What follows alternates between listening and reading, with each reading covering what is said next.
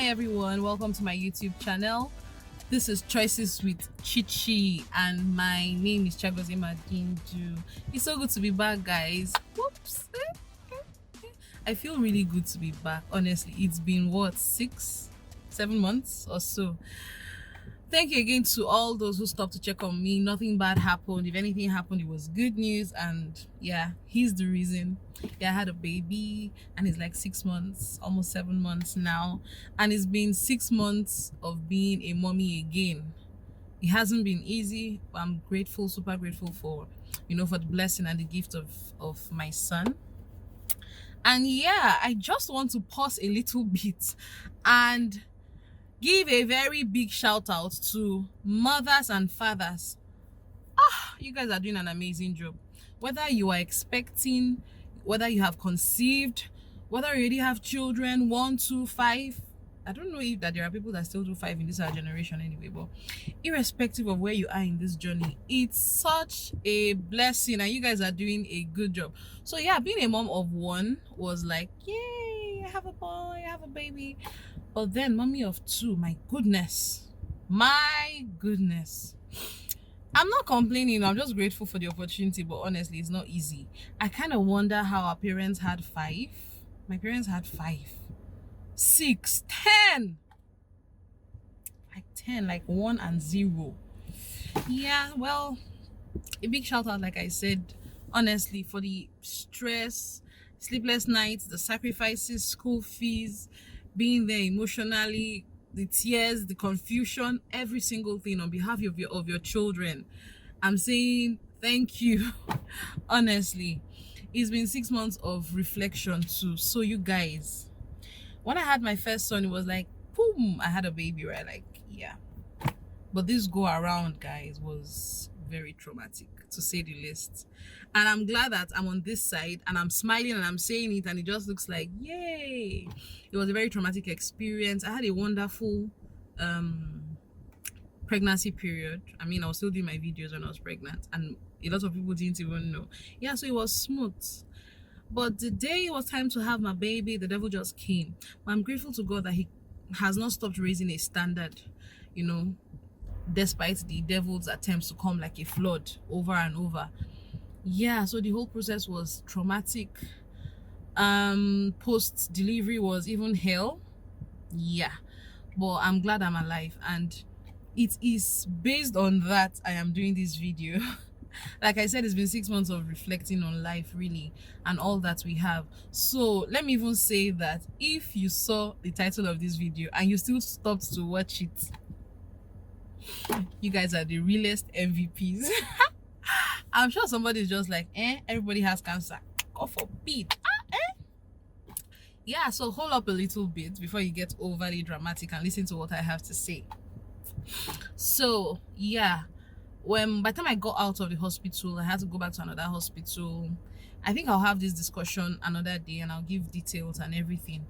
But when I got myself enough to even be able to think and look at my son and just appreciate all that God had done, I realized a lot of things. And that's that, first of all, everybody has cancer. Now, I'm sure you're probably wondering why cancer. Because cancer is that sickness everybody has, cancer is that rather illness everybody dreads. Because once you hear someone you love has cancer, you enter panic mode. It's like, oh my God, they said he or she has cancer.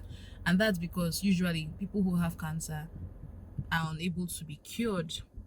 Yeah, the issues are managed and then eventually they die, right? Yeah. And so why I say that is because I feel that the cancer we all have is our appointment with death. So cancer, I'm using cancer as a synonym to death. Everybody has an appointment with death. In fact, someone once said death, that is to die, is a debt that is basic. We all owe and must pay, right? And this video, I'm not going to be dark. I'm not trying to be dark or anything. I'm just going to share some real hard facts with us. So yeah, and I also noticed that when people have cancer or when people are diagnosed of cancer, especially in the early stages, yeah, so It's just a whole lot. There is the part where you now say, okay, what are my options? Is it curable? Is it at the early stage? Can it be arrested? And then another thing I've seen that happens to cancer patients is that they begin to put their houses in order. They begin to live out their wildest dreams. It's like, oh, where do I have to go to? What have I always wanted to do?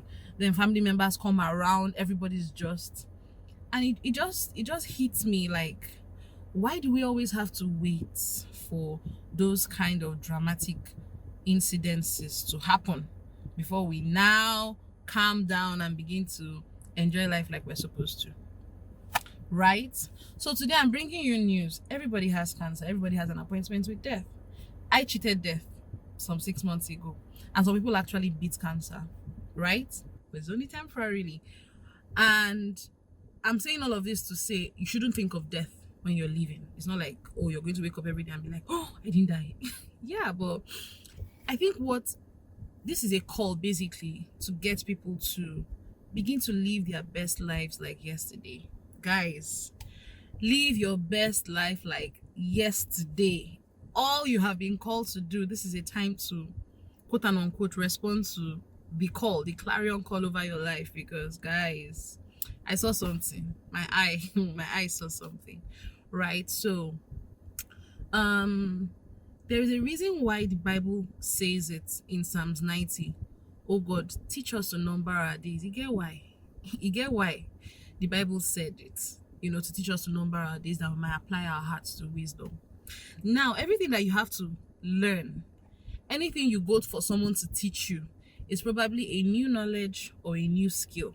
It means it's something that is new. It means it's something that you think is valuable enough to be taught or to learn, right? If the Bible and the psalmist in his wisdom felt like God needed to teach us to number our days, then it's probably a skill. Numbering of our days is probably a skill we all want to learn and get better at every day. It might mean different things to different people, but what it means for me is to learn to live in the present. Now, let me actually share with you when I got this rema. So, one random day, I had gone, dropped my first son at school, dropped my husband at work, and I was supposed to just, go somewhere else with my baby. And somehow, by the time we left the house, we were fixated on the next thing to do. So you had to drop Jaden, and then even when I had dropped everybody and it was just me, my mind now left the present, and I was fixated on the next place and the next, thing on my agenda. And the Spirit of God said to me, why are you rushing? And sometimes when you're fixated on those things, I don't know if it happens to you, maybe it just happens to only me. You see yourself rushing. It's like something, I don't know if it happens in other parts of the world, but in Nigeria, you cannot just be calm when you're driving. It's like, yeah, he wants to enter my front, pushing. Then you're speeding. You realize you're not really racing against time. Because that day I wasn't even racing against time. I wasn't in a hurry to go anywhere. I was simply just going to see somebody or so. And I was in panic mode almost. Okay, not really panic per se, but you're just in a hurry to get there. And the Spirit of God said, where are you rushing to? You have your baby with you in the car. This is a beautiful morning. You haven't even taken all this in. And I was like, oh, I didn't even know that was a thing. Honestly, like, I'm sharing with you from the bottom of my heart. And I just relaxed.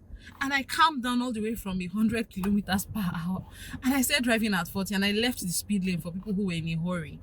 And I started to take in all the trees around me, and I held my son, and I was driving and enjoying just looking at him, enjoying the curves on his face and his smile, and just being present. Basically, I would eventually get to where I'm going to and do what I was going to do.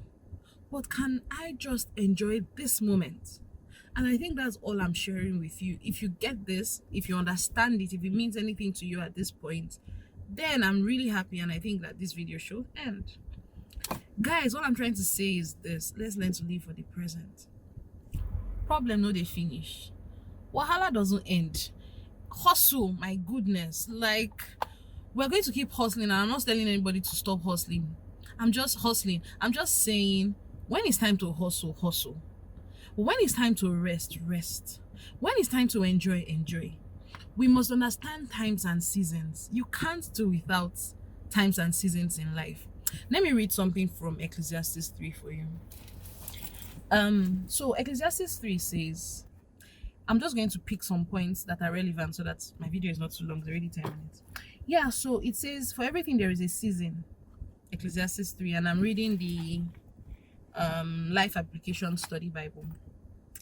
For everything there is a season, a time for every activity under heaven, a time to plant and a time to harvest, a time to kill and a time to heal, a time to tear down and a time to build up, a time to cry and a time to laugh, a time to grieve and a time to dance, a time to scatter stones and a time to gather stones. So Message Bible says a time to make love and a time to abstain, a time to love and a time to hate, a time to be quiet and a time to speak, right? And a host of other things. And then Solomon said something in verse 9 of that chapter 3, Ecclesiastes chapter 3, verse 9. He said, what do people really get for all their hard work? I have seen the burden God has placed on us all. Yet God has made everything beautiful in its own time. He has planted eternity in the hearts of people. But even so, people cannot see the whole scope of God's work from beginning to end. So this is Solomon's conclusion, and that's my conclusion to you. I concluded that there is nothing better than to be happy and enjoy ourselves as long as we can. People should eat and drink and enjoy the fruits of their labor, for these are gifts from God. So my brothers and my sisters, eat and drink and be merry. Be happy. Happiness is a choice. This is Choices with Chicha, and we're all about making choices. You have to choose to be happy. You have to choose to live for the present. Everybody has cancer. Everybody's going to die someday. And I know that somehow, I used to always believe that, I needed to leave a legacy. I needed to leave a memorable. I needed to live life such that it's a wonderful memory. Guess what hit me yesterday? Do you know that memories fade? Memories fade, except they are engraved in the sands of time or recorded, or memories fade. So all you really have is now that you're listening to me, and if you're listening to me, congratulations, you have a wonderful life, and I'm grateful to God for you. I just hope you will listen. There is a time to save and there is a time to spend. There is a time to be born and there is a time to die. And anytime you refuse to understand times and seasons and you begin to do what you're not supposed to do in that season or time, you're practically going against the grain. So you're going to have things difficult. Or it's like a woman who is in labor.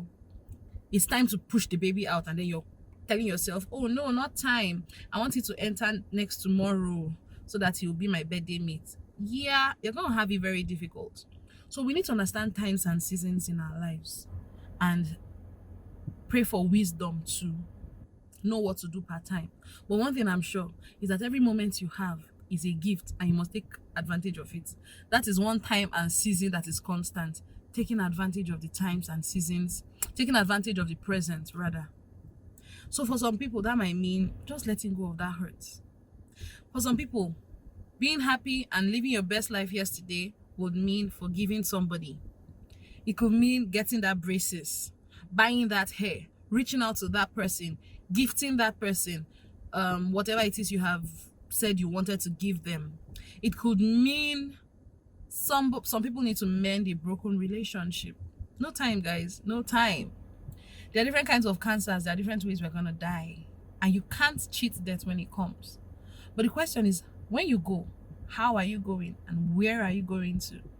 If it's heaven we're all targeting, this heart has to be very pure, clean, free from all sins and worries and anxieties where you're living. You're supposed to just live like you over to eternity and all.